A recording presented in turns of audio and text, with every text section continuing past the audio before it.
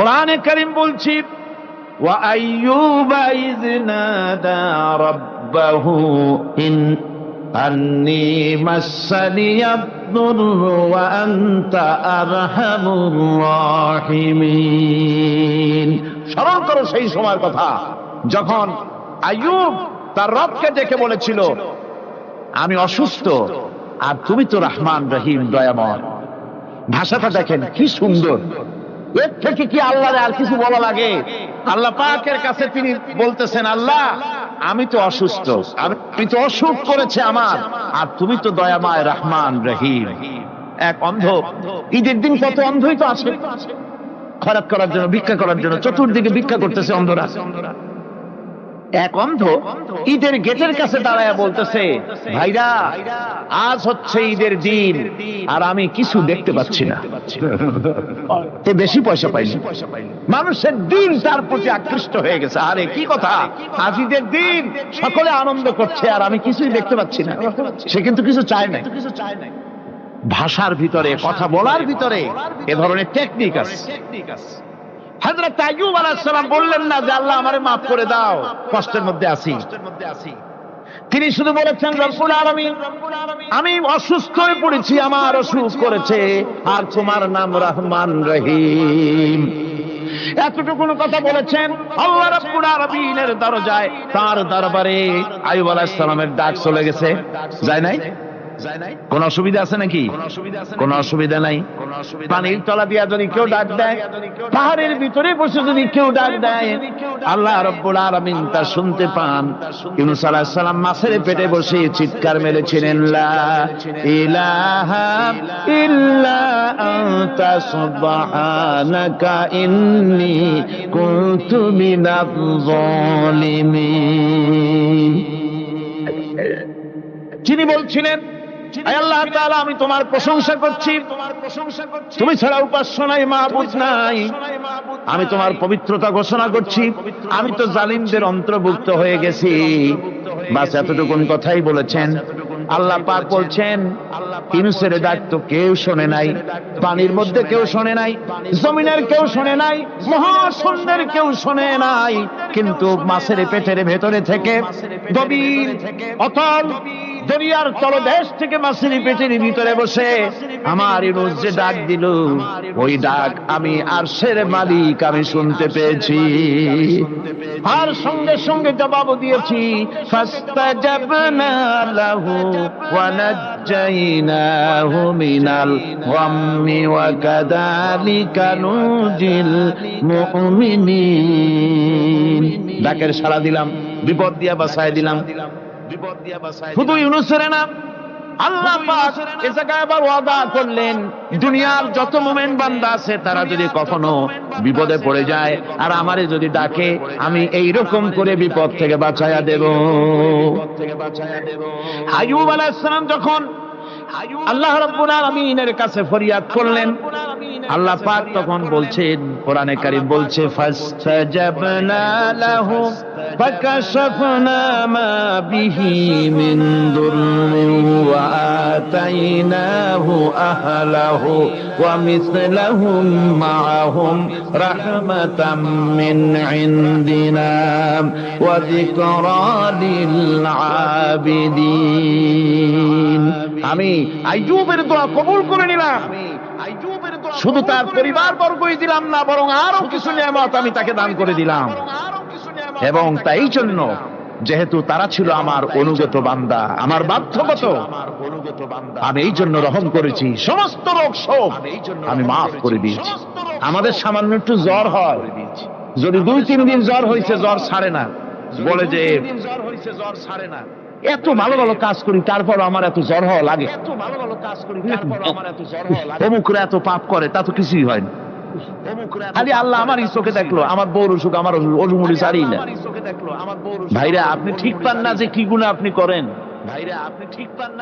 কোরআনে কারীম বলছি وما أصابكم من مصيبة فبما كسبت أيديكم ويعفو عن كثير যত বিপদ তোমাদের উপর আছে সব দুই হাতের কামাই করা, যত বিপদ তোমাদের উপর আছে সব দুই হাতের কামাই করা। আর আমি তো অনেকগুলো ক্ষমা করে দেই। তোমরা যত পাপ করো আকাম করো সবগুলির শাস্তি যদি দুনিয়ায় দিতাম শ্বাস করার সময় পেতে না। অসুখ হলেই অধৈর্য হয়ে যেও না, ধৈর্য ধরো। আল্লাহ পাক বলেন শুধু আইয়ুব নয়, ওয়া ইসমাঈল ওয়া ইদরিস ওয়া যাল কিফলি কুল্লুম মিনাস সাবিরিন। এইভাবে করে ইসমাঈল, ইদ্রিস, যুলকিফল সবাই ছিল ধৈর্যশীল। সুবহানাল্লাহ, ধৈর্যের চরম পরাকাষ্ঠা ছিলেন তিনি। কোরআনে কারীম নবীদের এই কথাগুলি আমাদের শোনাচ্ছে। হযরত ইয়াকুব আলাইহিস সালাম আমাদের শোনাচ্ছে কলিজার টুকরা সন্তান হযরত ইউসুফ আলাইহিস সালামের জন্য তার মনটা পাগল ছিল। এত সুন্দর করে আল্লাহ তারে বানাইছিলেন, এত ছিলেন সৌন্দর্যের পিরামিড, যারে দেখলে চোখ ফিরানো যায় না। এমন সুন্দর সুপুরুষ যারে দেখি সুন্দর সুপুরুষ, সেই যুগের সুন্দরী যুবতী মেয়েরা রূপের মোহে পড়ে নিজেদের আঙ্গুলগুলি কেটে ফেলে দিয়েছিল। রূপের মোহে এমন অবশ হয়ে গেছে, আঙ্গুল কেটেছে, হাত কেটেছে, টের পায় নাই। আবার ভুল বুঝবেন না, দুনিয়ার সেরা সুন্দর পুরুষ ইউসুফ আলাইহিস সালাম তা কিন্তু রাসূলের চাইতে বেশি নয়। তা কিন্তু রাসূলের হযরত উম্মুল মুমিনিন আয়েশা রাদিয়াল্লাহু তাআলা আনহা তিনি বলেছেন, যেই সব সুন্দরী রমণীরা ইউসুফ আলাইহিস সালামকে দেখে রূপের মোহে পড়ে নিজেদের আঙ্গুলগুলো কেটে ফেলেছিল, ওরা যদি আমার হাবিবকে দেখতো, ওরা যদি আল্লাহ রাসূলকে দেখতো, তাহলে হাত কাটতে কাটতে কোন ফাঁকে দিয়ে কলিজা কেটে ফেলে দিত, ওরা টের পেত না। আবার বন্ধুগণ, হযরত আইয়ুব আলাইহিস সালাম সন্তানের মায়া, অন্যান্য ভাইরা হিংসায় পড়ে গেল, তারা নিয়ে তাকে কুয়ায় ফেলে দিল। সেখান থেকে তারা একটা ছাগল বা কোনো পশু জবাহ করে তার রক্ত মাখাইয়া জামা এনে হাজির করে দিল হযরত ইয়াকুব আলাইহিস সালামের সামনে, যে তারে নিয়ে খেলা করতে গিয়েছিলাম আমরা, খেলায় লিপ্ত ছিলাম, বাগে খেয়ে ফেলাইছে। এগুলি কি গপ্প? এগুলি কি কোরআন? আল্লাহ পাক শোনাচ্ছেন, বিশ্ববাসীকে শোনাইছেন। এগুলি কি কোরআন? সূরা ইউসুফের চাইতে এত সুন্দর উপাখ্যান গোটা পৃথিবীতে আর নাই। সুবহানাল্লাহ। এত সুন্দর উপাখ্যান অনেকে ইউসুফ জুলাইখার কিসসা খুব মজা করে পড়ে, ফুর্তি করে, প্রেমের গল্প পড়ে। এটা কোনো প্রেমের গল্প নয়, মজা করে পড়ে। ইউসুফ আলাইহিস সালাম প্রেমের গল্প পড়ে। জুলাইখা ইউসুফ আলাইহিস সালামের জন্য কাঁদতে কাঁদতে চোখ কানা হয়ে গেছে। এরপর ইউসুফ আলাইহিস সালাম জুলাইখারে পাওয়ার জন্য পাগল হয়ে গেছে। নাউজুবিল্লাহ, এটা হয়নি কখনো। তিনি আল্লাহর পয়গম্বর, আর আল্লাহ কেমনে তারে বাঁচিয়েছেন? যখন জুলাইখা ঘরের ভিতরে সুন্দর করে যৌন উন্মাদনামূলক চিত্র অঙ্কিত করে ঘরের মধ্যে আটকায় দিয়েছে, তালা লাগায় দিয়েছে, আর নিজে যৌন উদ্দীপক কাপড় চোপড় পরেছে না পরার মতোই। সে যুগের সুন্দরী মেয়ে জুলাইখা তার কুপ্রবৃত্তিকে চরিতার্থ করার জন্য আহ্বান করা হয়েছে। হযরত ইউসুফ আলাইহিস সালাম লক্ষ্য করে দেখলেন এমন জায়গা, এখান থেকে পালাবার তো পথ নাই, দরজা বন্ধ করে দিয়েছে। তিনি শুধু তখন কেবলমাত্র আল্লাহ রাব্বুল আলামিনকে ভয় করলেন। আল্লাহকে ভয় করে আল্লাহর নাম নিয়ে যখন তালাবদ্ধ দরজার দিকে দৌড় দিয়েছেন, আল্লাহ রাব্বুল আলামিন আপন কুদরতে তালাগুলি খুলে দরজা তার জন্য উন্মুক্ত করে দিলেন। ইউসুফ আলাইহিস সালামকে ফালাই দিয়ে এভাবে করে কাপড় এনে দিল তার সামনে, রক্তমাখা কাপড় পেয়ে হযরত ইয়াকুব আলাইহিস সালাম সন্তানদের মুখে কাহিনী শুনে তিনি কি বললেন? কোরআনে কারীম তা কোট করেছে। তিনি চিক দিলেন না, ফাল দিলেন না, ফিট হয়ে পড়লেন না। তিনি বললেন, কলিজার টুকরা সন্তান তার মরার খবর শুনেছেন। তিনি বললেন কি? ফাসাবরুন জামিলুন ওয়াল্লাহুল মুস্তাআনু আলা মা তাসিফুন। আমি উত্তম সবর অবলম্বন করব। তোমরা যে কাহিনী রচনা করেছো এর বেলায় আমি আল্লাহর কাছে সাহায্য চাই। আমি উত্তম সবর অবলম্বন করব, এর বেলায় আমি আল্লাহর কাছে সাহায্য চাই। আমার ভাইয়েরা, আমি উত্তম সবর 11 ভাই মনে করেছিল ইউসুফ আলাইহিস সালামকে মরণ কুয়ায় ফেলাই দিছি। তারা তো ঠিক পায় নাই এটা মরণ কুয়া না, এটা হচ্ছে একটা সুড়ঙ্গ, যাকে ইংরেজিতে বলে টানেল। এটা এমন একটা সুড়ঙ্গ, ওরা মনে করেছে মরণ কুয়া, কিন্তু আল্লাহ রাব্বুল আলামিন এই কুয়াতে এমন বানালেন, ওরা একদিকে ফালাই দিল মরণ কুয়ায়, এই কুয়ার আর এক মুখ দিয়া আল্লাহ রাব্বুল আলামিন ইউসুফ আলাইহিস সালামকে নিয়ে মিশরের সিংহাসনে বসায়া দিলেন। এটা মরণ কুয়া নয়, এটা রাজ সিংহাসনে বসার সুড়ঙ্গ পথ। ইউসুফ আলাইহিস সালাম আজ প্রেসিডেন্ট, সুবহানাল্লাহ, প্রেসিডেন্ট হয়ে বসে আছেন। ওদিকে কেনানে অভাব লেগে গেছে, সেখানকার মানুষেরা সাহায্য নিতে এসেছে, ওই 11 ভাইও আসছে। ওদিকে কেনানে অভাব লেগে গেছে, হযরত ইউসুফ আলাইহিস সালাম দেখেই চিনে ফেলেছে। ওরা কিন্তু তখনও ঠিক পায় নাই। হযরত ইউসুফ আলাইহিস সালাম চিনে ফেলেছেন। এখন কি করা উচিত? সবগুলোকে ঠ্যাং উপরের দিকে উঠাইয়া তারপরে সমানে ধোলাই দেওয়াই তো স্বাভাবিক ছিল, আমাদের মতো মানুষ হইলে, ঠিক কিনা? তারপরে সমানে ধোলাই দেওয়াই তো ঠিক তো বলবেনি, অভ্যাস তো এটাই। হযরত ইউসুফ আলাইহিস সালাম তাদের সামনে পরিচয় দিলেন। তারা যখন বুঝতে পারল, লজ্জায় তাদের মাথা হেট হয়ে গেল। হযরত তারা এক তো লজ্জা, আর 2 নম্বরের ভয়, জান নিয়া কেনানে কেউ ফিরে যেতে পারবো না। এখন অবস্থা হয়েছে যে জীবনই যায় নাকি এখানে। হযরত ইউসুফ আলাইহিস সালাম ভাইদের এই করুণ দুরবস্থা বুঝতে পারলেন, বুঝে চরম ধৈর্য ধরে তিনি কি বললেন? তিনি বললেন, লা তাসরিবা আলাইকুমুল ইয়াউম। ও ভাইরা, তোমাদের বিরুদ্ধে আমার কোনো পাপ নাই, দুঃখ নাই, বিদ্বেষ নাই, হিংসা নাই, আল্লাহর রাস্তায় মাফ করে দিলাম। সুবহানাল্লাহ। এর নাম পয়গম্বর। এর নাম কি? পয়গম্বর।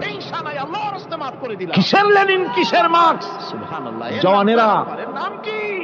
ভুল পথে মানুষ চলেছিল, আলহামদুলিল্লাহ আল্লাহ এগুলারে ডাস্টবিনে ফেলাই দিছে। কারণ আলহামদুলিল্লাহ, আলহামদুলিল্লাহ। পয়গম্বর কারে বলে, কারে বলে পয়গম্বর? কি চরিত্র! আলহামদুলিল্লাহ। রাসূল করিম সাল্লাল্লাহু আলাইহি ওয়াসাল্লাম পয়গম্বর কারে বলে, তাকে একজন সাহাবী বলছিলেন, হুজুর বলছেন এই কামটা করলা না কেন? সাহাবী বললেন, হুজুর আপনি যদি চোখের ইশারায় বলতেন মুখ দিয়ে না কইয়া, তাও তো আমি কামটা করে ফেলতাম, আমি তো বুঝি নাই। হুজুর বললেন, চোখের ঠারে ঠারে কাজ করা নবুয়তের শান নয়। আল ওয়াদুহু ওয়াস সারাহা, নবীরা যা করেন তা ডাইরেক্ট, কোনো বক্রতা নাই, স্পষ্ট কথা। আমার ভাইরা, নবীরা যা করেন তা ডাইরেক্ট, কোনো বক্রতা। হযরত ইউসুফ আলাইহিস সালাম স্পষ্ট কথা বিনিয়ামিনকে কাছে নিয়ে পরিচয় দিলেন তার ভাইদের সামনে। কোরআনে কারীম বলছে, ক্বালা আনা ইউসুফ ওয়া হাদা আখি ক্বাদ মান্নাল্লাহু আলাইনা ইন্নাহু মান ইয়াত্তাকি ওয়া ইয়াসবির ফাইন্নাল্লাহা লা ইউযীউ আজরাল মুহসিনিন। আমি ইউসুফ, আর এই হচ্ছে আমার ভাই। আল্লাহ আমাদের উপর ইহসান করেছেন। প্রকৃতপক্ষে যারা আল্লাহকে ভয় করে এবং সবর এখতিয়ার করে, আল্লাহ এভাবে তাদেরকে, তাদের আমলকে নিষ্ফল হতে দেন না। আমার এই জামাটা নিয়ে যাও, এবং সবর এখতিয়ার করে আল্লাহ হযরত ইয়াকুব আলাইহিস সালাম আমলকে নিষ্ফল হতে দেন। কলিজার টুকরা সন্তান ইউসুফ আলাইহিস সালামের বিরহ যন্ত্রণায় ছেলেকে কতদিন দেখে না, কাঁদতে কাঁদতে চোখ দুটো অন্ধ হয়ে গেছে। মিশর থেকে কেনানের দিকে জামা রওনা হয়েছে। কোথায় মিশর, কোথায় কেনান? জামা যখন রওনা হয়ে গেছে, হযরত ইয়াকুব বলতেছেন, আমি যেন আমার ইউসুফের গন্ধ নাকে পেতেছি। জামা চলে এলো, চোখের উপরে রাখলেন, আল্লাহ রাব্বুল আলামিন তাকে চক্ষুষ্মান বানায়া দিলেন। ভাইরা আমার, পয়গম্বরেরা সবর করে গোটা দুনিয়ার মানুষের সামনে দৃষ্টান্ত সেট করেছেন সবর কারে হয়। আমার ভাইরা, হযরত ইব্রাহিম আলাইহিস সালামের কথা আল্লাহ পাক কোরআনে কারিমে বলছেন সবর কারে কয়, দেখো শেখো সবর কারে কয়। আল্লাহ পাক বললেন, ইব্রাহিম তোমার বিবি আর তোমার নবজাতক এই সন্তানকে রেখে আসো মক্কা নগরীতে। তিনি চলে গেলেন, সেখানে ঘর নাই, বাড়ি নাই, কিচ্ছু নাই, চতুর্দিকে ধুধু বালু আর মরুভূমি। হযরতে হাজরা বলছেন, ইব্রাহিম সামান্য পানি আর খাবার দিয়া আমার সন্তান শুদ্ধ এখানে রেখে দিতেছো, আমি কি অপরাধ করেছি? কোনো জবাব নাই। দুইবার তিনবার বলার পরে হাজরা বলছেন, ইব্রাহিম গো, তবে কি আমার আল্লাহর হুকুম মতো আমারে রেখে যাচ্ছ নাকি? হযরত ইব্রাহিম আকাশের দিকে আঙ্গুল উঁচু করলেন, কথা বলবেন বাক শক্তি বেরোচ্ছে না। 80 বছর বয়সের সময় একটা বাচ্চা আল্লাহ তারে দিচ্ছেন, আর এমন বাচ্চা পয়গম্বরের ছেলে, কি সুন্দর চেহারা, মরুভূমির উপরে ফালাই দিয়ে রওনা হয়ে যাচ্ছেন, মুখ দিয়া কথা সরছে না, আকাশের দিকে দেখালেন। হযরত হাজরা বুঝতে পারলেন। হযরত হাজরা বলেন, ইব্রাহিম কোনো চিন্তা নাই, নিশ্চিন্ত মনে বাড়ি ফিরে যাও। আমি আমার আল্লাহর উপরে এতটা ভরসা করি, আল্লাহর হুকুমে যদি আমার এখানে রেখে যেয়ে থাকো, আল্লাহ পাক আমাকে আর আমার কলিজার টুকরা ইসমাইলকে পানিতে আর খাবারে মারবেন না, অবশ্যই তিনি ব্যবস্থা করবেন। ব্যবস্থা হয়ে গেল। হযরত ইসমাইল বড় হয়ে গেলেন। আল্লাহ পাক অর্ডার করলেন, জবাই করো ছেলেকে, অবশ্যই তিনি ব্যবস্থা করবেন। হযরত ইব্রাহিম আলাইহিস সালাম যখন জবাহের প্রস্তাব করলেন, হযরত ইসমাইল তা আপত্তি করতেন, বাবাজি আমার মায়ের আর আমাকে বাচ্চা অবস্থায় ফেলে গেলেন, খাবার দেন নাই, পরার দেন নাই, বছরের পর বছর আমাদের এখানে কাটলো, দেখতেও আসেন নাই, আজ আসছেন জবাব দিতে, এটা কেমন কথা? কি ধরনের বাপ আপনি? এরকম বলছে নাকি? এরকম বলছে? হযরত ইব্রাহিম আলাইহিস সালাম প্রস্তাবটা কিভাবে পারলেন? আল্লাহ পাক কোরআনে কারিমে দৃষ্টান্ত রেখে দিয়েছেন। আল্লাহ পাক বলছেন, হযরত ইব্রাহিম ছেলেকে বললেন, ইয়া বুনাইয়া, হে আমার কলিজার টুকরা, লাডলা, হে আমার কলিজার টুকরা সন্তান, ইন্নী আরা ফিল মানাম আন্নী আযবাহুক, আমি স্বপ্নে দেখছি আমি যেন তোমাকে জবাই করতেছি, ফানজুর মাযা তারা, তোমার রায় কি বলো? আমি তো স্বপ্নে দেখছি যে আমি তোমার জবাই করতেছি, এখন তোমার রায় কি, তোমার মত কি? হযরত ইসমাঈল আলাইহিস সালাম শুনিয়া দিলেন দৌড়, নাকি না? তোমার রায় কি বলো? হযরত ইসমাঈল আলাইহিস সালাম আমি তোমার জবাই করতেছি, এখন তোমার রায়, ধৈর্যের প্রতীক। তিনি কি কথা বললেন? তার মুখের কথা কোরআন শরীফে আল্লাহ পাক উঠায় দিলেন। হযরত ইসমাঈল বললেন, ইয়া আবাতি ফাআল মা তুমারু সাতাজিদুনি ইনশাআল্লাহু মিনাস সাবিরিন, হে আমার পিতা, আপনি যে ব্যাপারে আদিষ্ট হয়েছেন আপনি তা পালন করুন, অবশ্যই আমাকে ধৈর্যধারীদের মধ্যে পাওয়া যাবে। সুবহানাল্লাহ।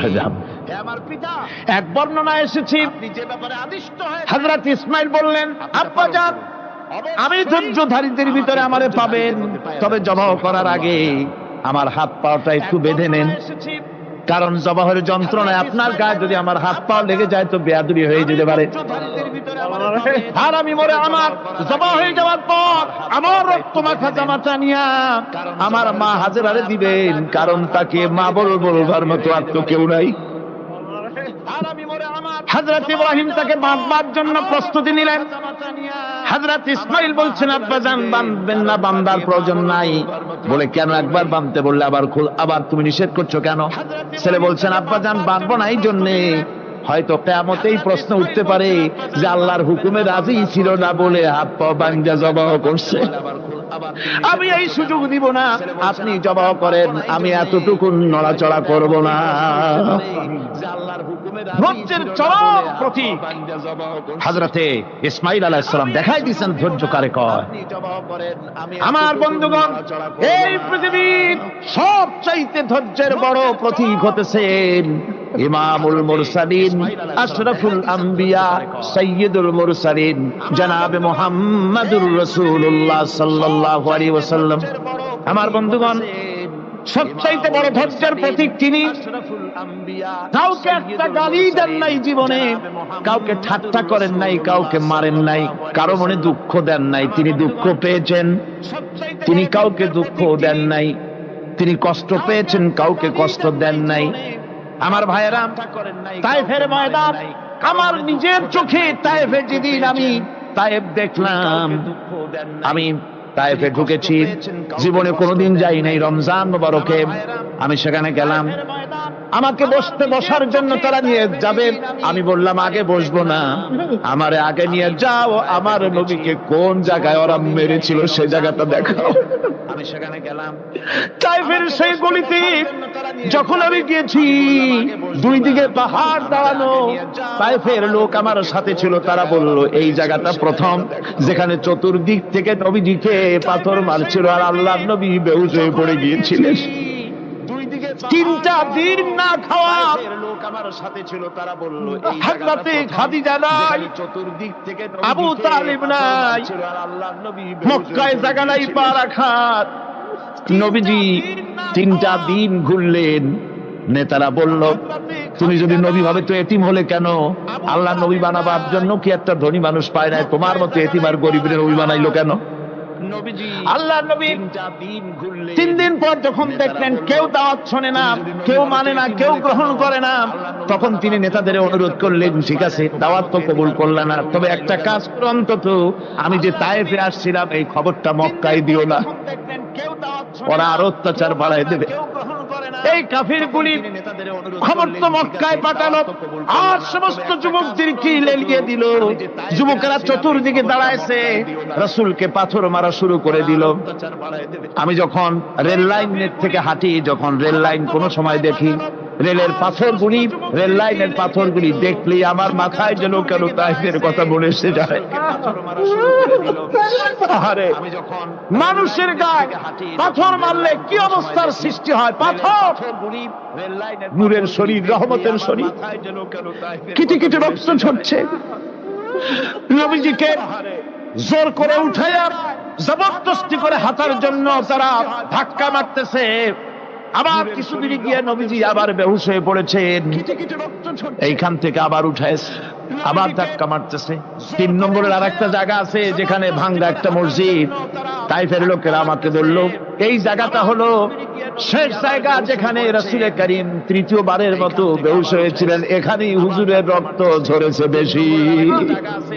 2 রাকাত নামাজ পড়লাম, সিজদায় পড়ে এমন কান্না কাঁদলাম আল্লাহর কাছে। নবীজি যখন হুঁশ এসেছে, হযরতে জিবরাইল বলেন ইয়া রাসূলুল্লাহ, আপনার এই কষ্ট দেখে ফেরেশতারা কাঁদতেছে, আপনি অনুমতি দিয়ে দেন এই 2 পাহাড়কে মিলাইয়া সমস্ত তায়েফবাসী কাফেরগুলি মাটির সাথে মিশাইয়া দেই। নবীজি বললেন জিবরাইল, আমি যদি হুকুম করি আর আমার হুকুম মতো যদি এই কাম করো, একটা কাফেরও যদি না বাঁচে তাহলে কার মুখে পৌঁছাবো লা ইলাহা ইল্লাল্লাহু মুহাম্মাদুর রাসূলুল্লাহ। আমার ভাইরা, হযরত সাল্লাল্লাহু আলাইহি ওয়াসাল্লাম উঠে বসলেন। এমন সময় হযরতে যায়েদ শরীরের রক্তগুলি মুছে দিতেছেন। হযরত সাল্লাল্লাহু আলাইহি ওয়াসাল্লাম বসে 2খানা হাত উত্তোলন করলেন। আমার ভাই, নবীজির চোখ থেকে পানি গড়ায় পড়তেছে। আরে এমন সময় কেউ নাই, আল্লাহ ছাড়া কেউ নাই সাহায্য করার। নবীজি হাত তুলে মোনাজাত করতেছেন, চোখ দিয়া পানি পড়ে দাড়ি ভিজে পড়তেছে, গায়ে দিয়া রক্ত ঝরতেছে। নবীজি কি দোয়াটা করলেন? বদদোয়া করলেন না, গজব দিতে বললেন না। নবীজি দোয়া করলেন রব্বুল আলামিন, এই তায়েফের লোকেরা আজকে আমার সাথে যে ব্যবহারটা করেছে, ওরা বোঝে নাই যে আমি তোমার নবী, ওরা বোঝে নাই যে আমি তোমার রাসূল, না বুঝে আমার উপরে যে অত্যাচারটা করলো, আল্লাহ তুমি এই জন্য রাগ করে এই তায়েফে তুমি গজব দিও না। আল্লাহ পাক পরবর্তী সময় হুজুরকে স্মরণ করায় দিলেন, ওয়া মা আরসালনাকা ইল্লা রাহমাতাল লিল আলামিন। ও নবী, আপনি হচ্ছেন আমার সমস্ত সৃষ্টি জগতের জন্য, আপনি আমার আমার গোটা বিশ্বের জন্য আপনার, আমার সৃষ্টি জগতের জন্য আপনি আমার করুণা। একটা লোক রাসূলের এই কষ্ট দেখে বাগান থেকে এক গ্লাস আঙ্গুরের শরবত এনে হাজির করেছে। এত কষ্টের পর 3 দিনের না খাওয়া আঙ্গুরের একটা শরবত পাইয়া হুজুর খুব খুশি হলেন। শরবত গ্লাস পান করে হুজুর বলছেন, তোমার নাম না আব্বাস? তিনি বলছেন, হ্যাঁ হুজুর, আমার নাম আব্বাস। তোমার বাড়ি না ইউনূস আলাইহিস সালামের গ্রামে? বলে, হ্যাঁ, আমার বাড়ি সেই গ্রামে। তা আপনি কি করে জানলেন আমার নাম আব্বাস আর আমার বাড়ি ইউনূস আলাইহিস সালামের গ্রামে? আপনি জানলেন কি করে? হুজুর বললেন, আমি নবী, হযরত ইউনূস নবী, একজন নবীর খবর আর একজন নবীর কাছে থাকে। রাসূল করিম সাল্লাল্লাহু আলাইহি ওয়াসাল্লাম সবর ইখতিয়ার করেছিলেন, ধৈর্য অবলম্বন করেছিলেন, আর আল্লাহ পাক তাকে নির্দেশ করেছেন সবর করো। ওয়াত্তাবি' মা ইউহা ইলাইকা ওয়াসবির হাত্তা ইয়াহকুম আল্লাহ। তুমি কেবল সেই জিনিসের অনুসরণ করো যা আমি তোমার প্রতি অবতীর্ণ করেছি। আমি আপনার উপরে যেটা অবতীর্ণ করেছি ওটা অনুসরণ করুন আর সবর ইখতিয়ার করুন যতক্ষণ না আল্লাহর পক্ষ থেকে চূড়ান্ত ফয়সালা না আসে। ধৈর্য ধরুন, ধৈর্য ধরুন। আমার ভাইরা, কাফেরদের নির্যাতনের মোকাবেলায় আল্লাহ পাক তার হাবিবকে সান্ত্বনা দিয়েছেন। যখন কাফেররা নির্যাতন করতেছে, হারে হযরতে বেলাল নির্যাতিত, হযরতে সুমাইয়া নির্যাতিতা, হযরতে খাব্বাব, হযরতে হুবায়ব, হযরতে আম্মার রিদওয়ানুল্লাহি তাআলা আলাইহিম আজমাইন এত মার হতেছে। হযরতে ওমর হযরতে খাব্বাব রাদিয়াল্লাহু তাআলা আনহুকে খোলা গায়ে দেখে বলছিলেন, খাব্বাব রে, তোমার পিঠে এত গর্ত কেন? এত গর্তওয়ালা পিঠ তো আমি মানুষের দেখি নাই, এত চিকুন কোমরওয়ালা মানুষও তো দেখি নাই। তিনি বলেছেন, ওমর, তুমি কি ভুলে গেছো ইসলাম কবুল করার অপরাধী কাফির বেঈমানেরা আগুন জ্বালায়া আংটা আগুনের উপরে আমাকে চিৎ করে শোয়াছে। আমি যেন নড়াচড়া করতে না পারি সেজন্য আমার বুকের উপরে পাথর চাপা দিয়ে রেখেছিল। গায়ের চর্বি আর রক্ত গলে গলে পড়ে আগুন নিভেছে, আর আগুন গোশত পুড়ে যে পিঠের মধ্যে প্রবেশ করেছিল আজও পর্যন্ত পিঠের সেই গর্ত সেরে যায় নাই। এভাবে অত্যাচার হচ্ছে সাহাবীদের উপর চাপা দিয়ে রেখেছিল। আল্লাহ রাব্বুল আলামিন তার হাবিবকে সান্ত্বনা দিলেন, ওয়াসবির ওয়া মা সাবরুকা ইল্লা বিল্লাহি ওয়া লা তাহজান আলাইহিম ওয়া লা তাকু ফি যায়কিন মিম্মা ইয়ামকুরুন। হে রাসূল, সবরের সাথে কাজ করতে থাকুন। আপনার এই সবরের তৌফিক তো আল্লাহই দিয়েছেন, আর ওদের সমস্ত ষড়যন্ত্র, ওদের অপকৌশলে আপনি দুঃখিত হবেন না, চিন্তা করবেন না, ভারাক্রান্ত হবেন না। আপনি নিশ্চিত থাকুন। ওয়াসবির লিহুকমি রাব্বিকা ফাইন্নাকা বিআয়ুনিনা।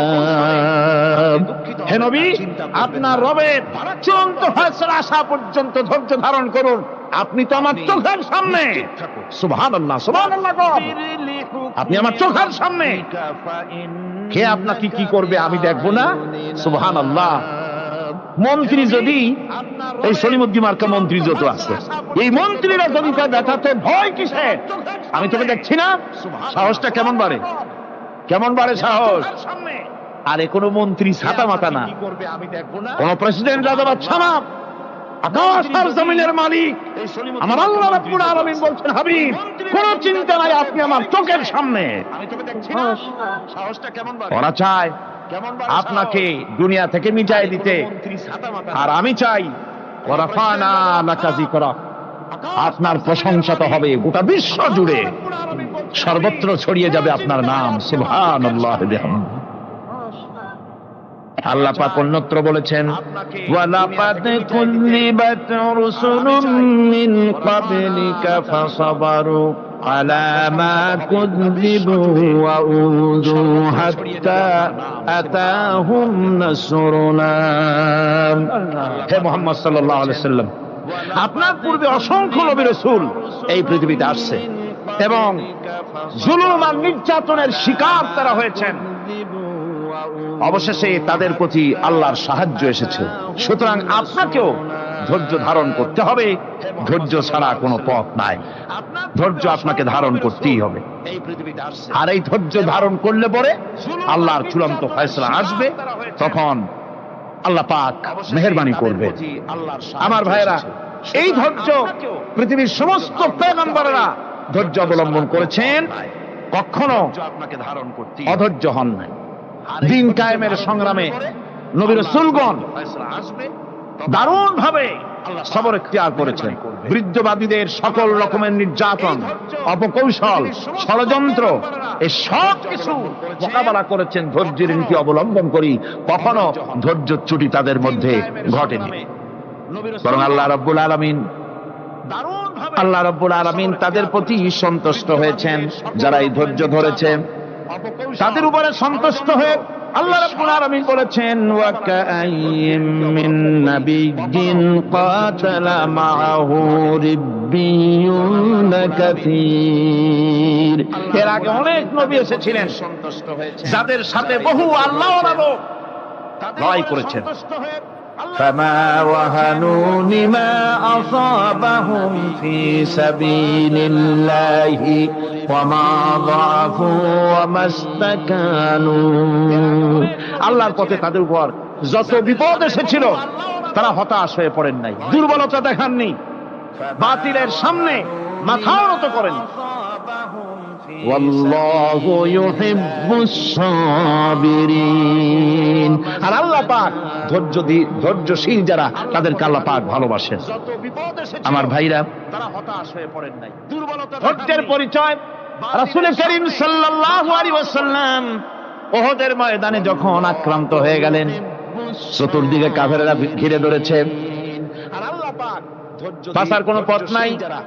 সাহাবায়ে কেরাম রাসূলকে পাহারা দিলেন। যারা রাসূলকে পাহারা দিতে দাঁড়ায়ছেন, জীবন দিয়া পাহারা দিতে দাঁড়ায় গেছে। রাসূলের দিকে মুখ দিয়া, পিঠটা বাইরের দিকে দিয়ে রাসূলকে পাহারা দেওয়া শুরু করেছেন। হুজুরকে পাহারা দিতে যারা দাঁড়িয়েছিলেন, কাফের কর্তৃক নিক্ষিপ্ত কি তীরগুলি এসে যখন বিঁধতেছিল, শুধু একজন সাহাবী হযরত তালহার পিঠের ভিতরে রাসূলকে হেফাজতের জন্য 80টা তীর একজনের পিঠের মধ্যে গিয়ে ঢুকেছে। এক অসতর্ক মুহূর্তে নবীজির দান্দান মোবারক শহীদ হয়ে গেল, শিরস্ত্রাণ ভেঙে গেল, লোহার কড়া প্রবিষ্ট হয়ে গেল কপালের ভিতরে। হুজুর মাথা ঘুরে পড়ে গেলেন। হযরত আবু উবাইদা রাদিয়াল্লাহু তাআলা আনহু হুজুরের মস্তক মোবারককে কোলে করে নিয়ে তারপরে বহু কষ্ট করে মাথা থেকে লোহার কড়া বের করলেন। এবার ওই কড়ার ছিদ্র দিয়ে রক্ত আসতেছে, মুখ দিয়ে রক্ত পড়তেছে, দাড়ি ভিজে যাচ্ছে। বুখারী শরীফে এসেছে, আল্লাহর নবী দুইখানা হাত নিজের চেহারার উপরে মলে আনে, টাটকা রক্ত চোখের সামনে দেখে বলছেন, আহারে, এই কওমের ফালাক কি করে হবে, এই কওমের মুক্তি কি করে হবে, এই কওমের নাজাত কি করে হবে, যে কওম তার নবীর চেহারা রক্ত দিয়ে আল্লাহ বানাইয়া দিল। দুইখানা হাত নিজের চেহারা নবীজি বললেন, আল্লাহুম্মা গফিরলি কওমি ফাইন্নাহুম লা ইয়ালামুন। আয় আল্লাহ পাক, আমার এই কওম বুঝতে পারে না, ওদেরকে মাফ করে দাও। খবর ছড়িয়ে গেল নবীজি শহীদ হয়ে গিয়েছেন। খবর ছড়িয়ে গেল চতুর্দিকে, মদিনায় খবর ছড়িয়ে গেল। মানুষ পাগলের মতো দৌড়ানো শুরু করে দিল। এক মেয়ে লোক দৌড়াচ্ছে উহুদের দিকে। কয়েকজন সাহাবীর সঙ্গে দেখা, তারা জিজ্ঞেস করলেন, দৌড়াও কেন মহিলা, যাও কই? কয় উহুদের দিকে যেতেছি। কয় যায় তো কোনো লাভ নাই, যেহেতু তোমার যে স্বামী এসেছিলেন জিহাদের ময়দানে তিনি তো শহীদ হয়ে গেছেন। মহিলা বলতেছে, কে শহীদ হয়েছে শুনতে চাই না, আগে বলো নবীজি কেমন আছে। আবার কিছুক্ষণ পর আর কয়েকজনের সঙ্গে দেখা, তারা বলছে, মেয়ে লোক দৌড়াও কই? যাচ্ছি উহুদের দিকে। তারা বলছেন, যে কোনো লাভ নাই, তোমার যে দুইটা কলিজার টুকরা সন্তান উহুদে এসেছিল, দুটোই শহীদ হয়ে গেছে। মা বলতেছে, ও সাহাবী, কে শহীদ হয়েছে শুনতে চাই না, তাড়াতাড়ি করে বলো আল্লাহর নবী মুহাম্মদ রাসূলুল্লাহ সাল্লাল্লাহু আলাইহি ওয়াসাল্লাম কেমন আছেন। দৌড়াতে দৌড়াতে ওহদের মাঠে সাহাবায়ে কেরাম পরিবেষ্টিত আল্লাহর নবীর কাছে গিয়ে হুজুরের জীবিত চেহারা মোবারকের দিকে তাকায়া মেয়ে লোকটি কাঁদতেছে আর বলতেছে, ইয়া রাসূলুল্লাহ, আমার স্বামী মরা শোক, আমার কলিজার টুকরা দুইটা সন্তান মরা শোক আমার কলিজা থেকে মুছে গেছে, আপনি বেঁচে আছেন তামাম মুসলমানদের চাইতে বড় সান্ত্বনা আর নাই।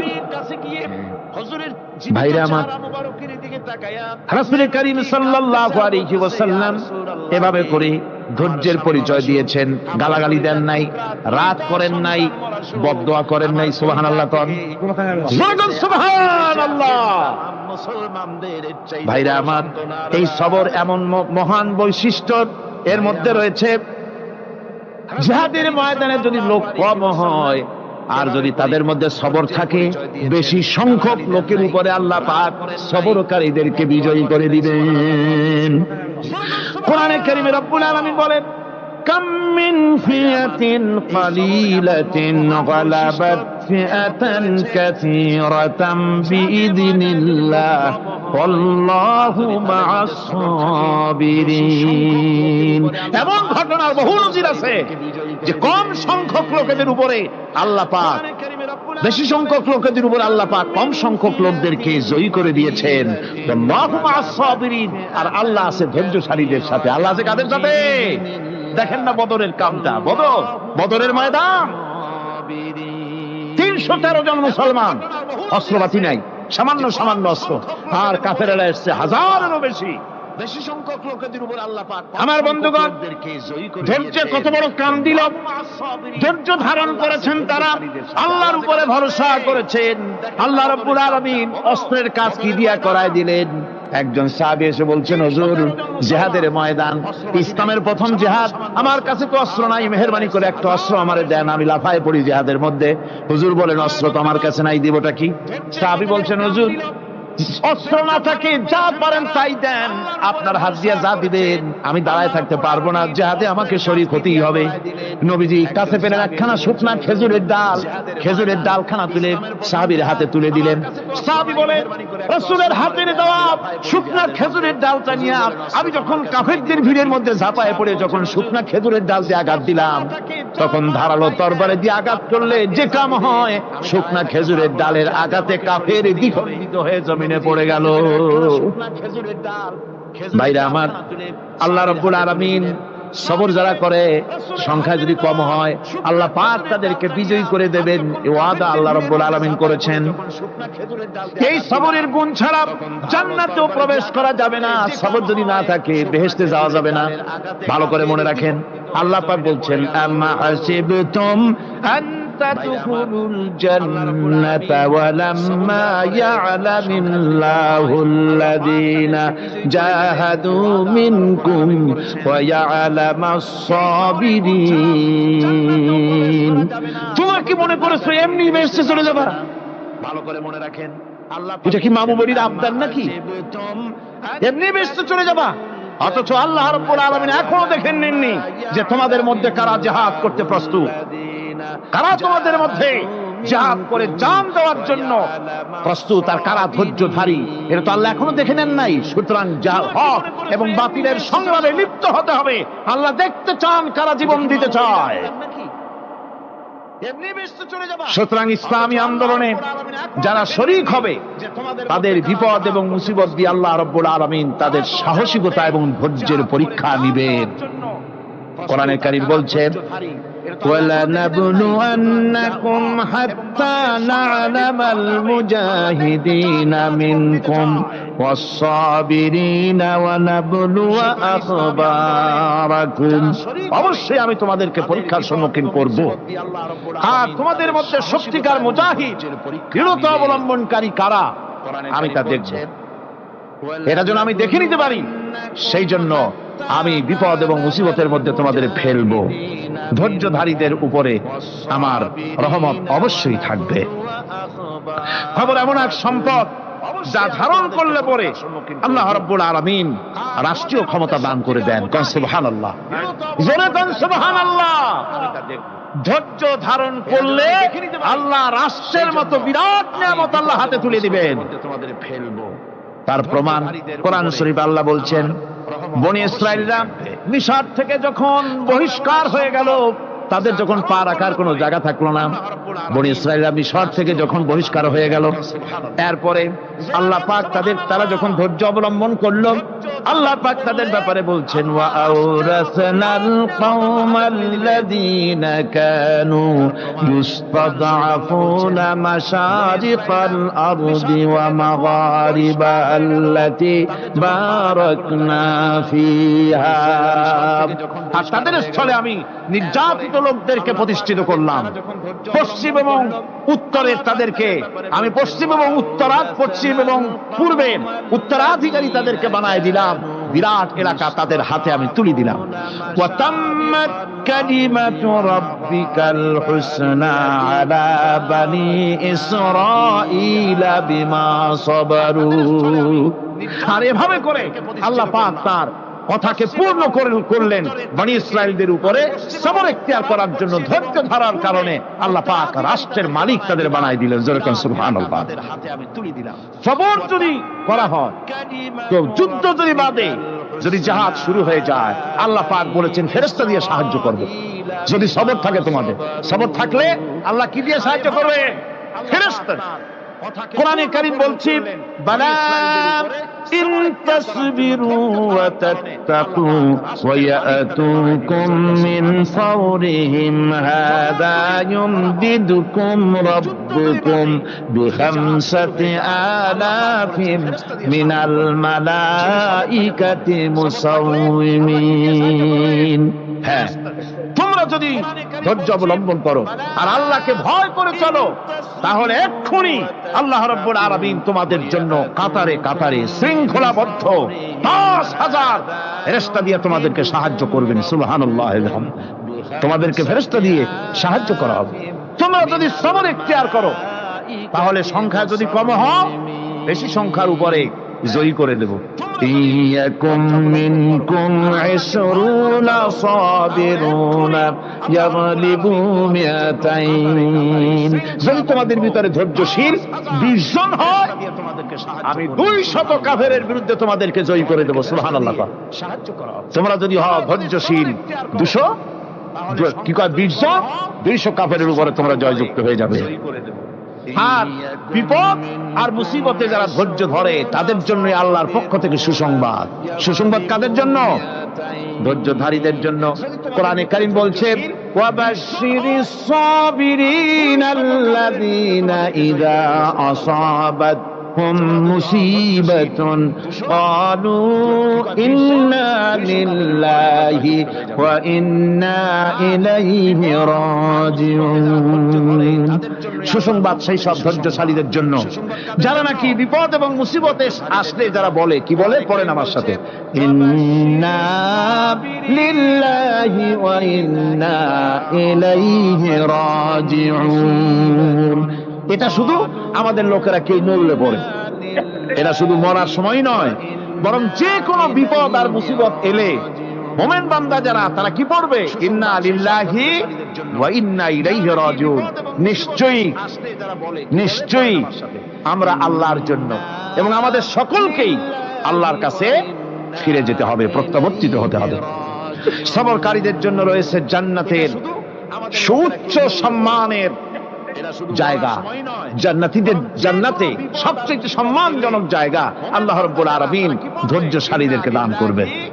কোরআনে কারীম বলছে, উলাইকা ইউজসাউনাল গুরফাতা বিমা সাবারু ওয়া ইউলাক্কাউনা ফিহা তাহিয়াতাও ওয়া সালামা। এরা হলো সেই সব লোক যাদেরকে প্রদান করা হবে বেহেশতের সুউচ্চ মঞ্জিল, কারণ তারা সবর এখতিয়ার করেছিল, তারা সবর করছিল, এই জন্য বেহেশতের সবচাইতে ভালো জায়গা তাদের দেওয়া হবে। কোন আলহামদুলিল্লাহ, জোরে কোন আলহামদুলিল্লাহ। এবং জান্নাতে সবরকারীদেরকে সম্বর্ধনা দেওয়া হবে, সম্বর্ধনা দেওয়া হবে। খালিদিনা ফিহা হাসনাত মুস্তাকাররাও ওয়া মুকামা। চিরদিন তারা জান্নাতের ভেতরে বসবাস করবে এবং কতই না সুন্দর, কতই না উত্তম জায়গা সবরকারীদের জন্য আল্লাহ বেহেশতের মধ্যে রেখে যাবেন।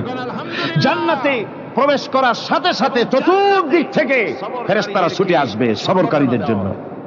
والملائكة يدخلون عليهم من كل باب। চতুর্দিক থেকে ফেরেশতারা তাদেরকে ইস্তেকবাল করবে, কি বলবে? সালামুন আলাইকুম বিমা সাবারতুম ফানি'মা উকবাদ-দার। তোমাদের প্রতি শান্তি বর্ষিত হোক, কারণ তোমরা পৃথিবীতে সবর অবলম্বন করেছিল। কতই না উত্তম জায়গা, কতই না সুন্দর জায়গা আল্লাহ রাব্বুল আলামিন সবরের বিনিময় তোমাদেরকে দান করেছেন। সুতরাং এই সবর হচ্ছে মুসলমানদের জন্য সবচেয়ে বড় নিয়ামত। আজ আমার তো মনে হয় পৃথিবীতে মুসলমানরাই সবচেয়ে বেসবর। ট্রেনে যাবে, বসা নিয়ে বেসবর, টিকিট নিয়ে বেসবর, বাসের মধ্যে বেসবর, বাজারে যাবে বেসবর, স্কুলে যাবে বেসবর, যেখানে যান সব জায়গায় আমরা বেশি অধৈর্য, ঠিক কিনা? কর সামান্য সামান্য জিনিস নিয়ে ঝগড়া করা, মারামারি করা, এই হচ্ছে আমাদের ট্র্যাডিশন। মুসলমানদের জন্য ধৈর্য অবলম্বন করতে হবে জীবনের সকল ক্ষেত্রে। এই ধৈর্য আমাদেরকে রক্ষা করতে হবে। এই ধরনের ধৈর্য যদি আমরা অবলম্বন করতে পারি, তাহলে আল্লাহ পাক বলছেন উলাইকা আল্লাযীনা সাদাকু ওয়া উলাইকা হুমুল মুত্তাকুন। এরাই হলো ঈমানের দাবিতে সত্যবাদী। কোন আলহামদুলিল্লাহ। কারা কারা? না না, শুধু সবরকারী না। এই যে 10টা পয়েন্ট বলা হলো, কয়টা পয়েন্ট বলা হয়েছে? 10টি পয়েন্ট। সেই 10টি পয়েন্ট যারা পালন করবে এরা হলো ঈমানের দাবিতে সত্যবাদী, আর এরাই হচ্ছে প্রকৃতপক্ষের মুত্তাকি। আমরা মুত্তাকি বুঝি দাঁতে ছাতা, দাড়ি টাড়ি আশ্রয় না, জাব্বা জুব্বা গায়ে দিয়ে কোনো জায়গায় পড়ে থাকে। হ্যাঁ, এটা বড় মুত্তাকি, খুব পরহেজগার। সালার চট্টর যদি পড়ে তাহলে তো আরো বড় পরহেজগার। জি, আর যদি কাপড় চোপড় মোটেও না থাকে তাহলে তো খাজা বাবা হয়ে গেল। জি, নাউযুবিল্লাহ মিন যালিক। আর আল্লাহ বলছে মুত্তাকি কারে কয়? শোনো, এরে কয় মুত্তাকি যাদের মধ্যে এই 10টা গুণ আছে। এই 10টি সত্য যদি সম্পাদন করতে পারি, যদি আমল করতে পারি, জীবন ধন্য হয়ে যাবে। সেই 10টি কথা আমি আবার আপনাদের স্মরণ পটে তুলে দিতে চাই, প্যাকেট করে পকেটে উঠাই দিতে চাই, যেন বাড়ি নিয়ে যেতে পারেন। 1 নম্বর হচ্ছে 10টি পয়েন্টের 1 নম্বর আল্লাহর প্রতি ঈমান। 1 নম্বরে আল্লাহর প্রতি ঈমান, 2 নম্বরে পরকালের প্রতি ঈমান, 3 নম্বরে ফেরেশতাদের উপর ঈমান, 4র্থ নম্বরে কিতাবের প্রতি ঈমান, 5ম নম্বরে নবীদের প্রতি ঈমান, 6ষ্ঠ নম্বরে সহায় সম্বলহীন নিকটবর্তী আত্মীয়, ইয়েতিম, মিসকিন, প্রবাসী, মুসাফির, সাহায্য প্রার্থী, এদেরকে মুক্ত করার জন্য এদেরকে সাহায্য প্রদান করা, 7 নম্বরে নামাজ প্রতিষ্ঠা করা, 8 নম্বরে যাকাত আদায় করা, 9 নম্বরে ওয়াদা পালন করা, 10 নম্বরে সবর এখতিয়ার করা। কয়টা হইল? এই 10টি কাজ যদি আমরা পালন করতে পারি, বিপদে মুসিবতে ধৈর্য ধারণ করতে পারি, যত মুসিবত আসুক, আসলে এগুলি কিছু না। মুসিবত আল্লাহ টেস্ট করবেন, মুসিবত দিয়া আল্লাহ টেস্ট করে। দেখা যায় যে ওদের শক্তি খুব বেশি, চোখে আপনি দেখতে পারেন, কিন্তু আল্লাহ বলছেন ইন্না কায়দাশ শায়তানে কানা দাঈফা। বাতিলরা হলো শয়তান, বাতিলরা কি? আর ওদের চক্রান্ত আসলেই দুর্বল। এই 10টি কাজ, এদের চক্রান্ত আসলে কি?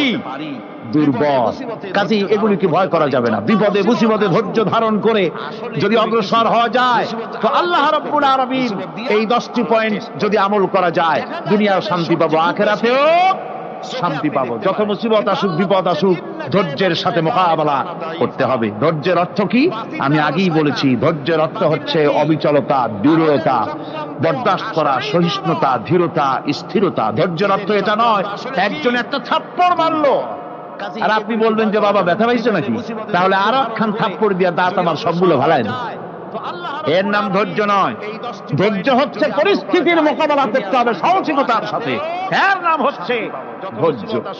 ওই যে আমি একটা দৃষ্টান্ত দিয়ে থাকি, এক সাপ একবার মুরিদ হয়েছিল এক পীর সাহেবের কাছে। পীর বলছিলেন যে আমি তো এইসব সাপ টাপ মুরিদ বানাই না।